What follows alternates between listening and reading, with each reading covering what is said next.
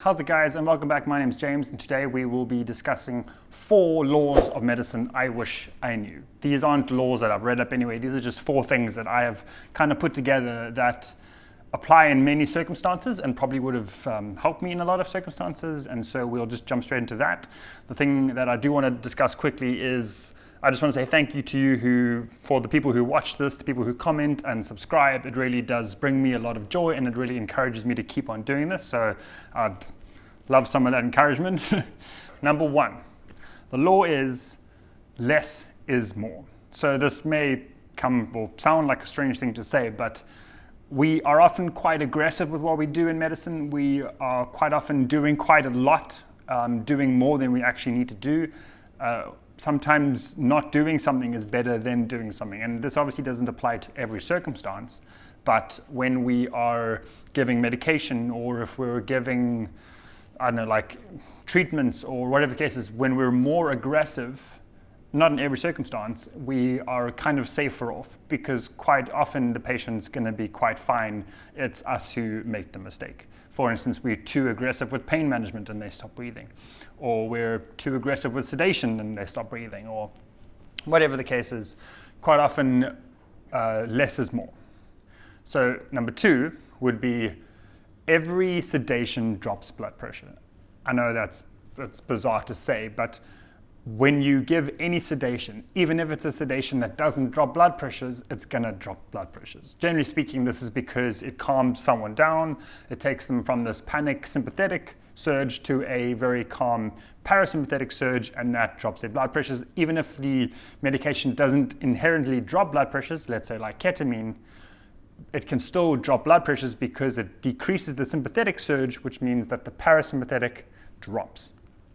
Super important. The number 3, which I will discuss, is number 3 would be that when you have a fast illness, it gets fixed quickly.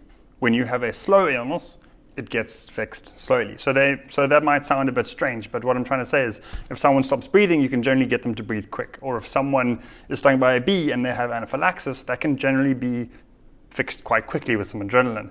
However, when you have slow progressing illnesses, like let's say someone is now in DKA because they've been having a really high HTT or high sugar for a really long time, and now they are hyperkalemic and they are hyperglycemic, these illnesses are not fixed rapidly. They're fixed really slowly. Because if you fix them rapidly, you have other problems. Same thing goes for things that happen fast. If you take a long time to fix a problem that happened quickly, you might have other consequences like anaphylaxis and you take your time to give adrenaline. Or if you are now having someone who's not breathing and you feel like you can take your time to slowly fix not breathing, those are not really the things we should be considering. Where if someone has DKA, or for instance, let's say someone has pulmonary edema because they have this like fluid buildup and they have all these other illnesses like heart failure and pedal edema. These are things that get fixed slowly, because if they get fixed too rapidly, you have other illnesses. So for instance, if you try and get rid of too much fluid too quickly, your brain can start swelling, for example. If something happens quickly to a patient, it can be generally fixed quickly, and if something has been a gradual happening to a patient, the resolution to whatever is happening is not going to happen fast, or shouldn't happen fast. Just keep these things in mind. So then number 4 is, and it's going to sound bizarre, but if you're going to break more than 1 amp to give 1 dose to 1 patient, you need to reconsider what you're doing. So not always, this isn't like we're going to give adenosine, that's 2 amps, that's fine. But just remember that amps are generally made in the dose you need for a patient.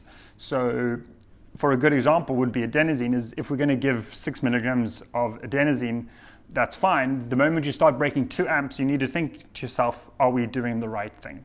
Or if you're breaking 2 amps of adrenaline or 2 amps of amiodarone or whatever you're breaking, just be aware of if you're breaking more than 1 amp for 1 patient for 1 dose, just be careful. There's stories like a paramedic telling a colleague to give 5 morphine, and so he breaks 5 amps of morphine, that being like 50 milligrams of morphine, and giving that IV, when he actually just meant 5 milligrams of morphine. You need to reconsider if you're opening up multiple amps. It might sound bizarre, these rules, I don't know, I came up with this idea myself, but generally speaking, if you're breaking more than 1 amp for 1 patient, just just take a moment and rethink what you're doing, because generally speaking, that's probably not what you're going to be doing unless you have obviously very specific circumstance, in which case you probably want to just bounce the idea off someone, whatever, because just make sure that whatever you're doing, be safe. Remember, patient safety first always. Guys, I hope you enjoyed this. If you did, please hit like and subscribe. It really helps out the channel, and we shall see you in the next video. Bye for now.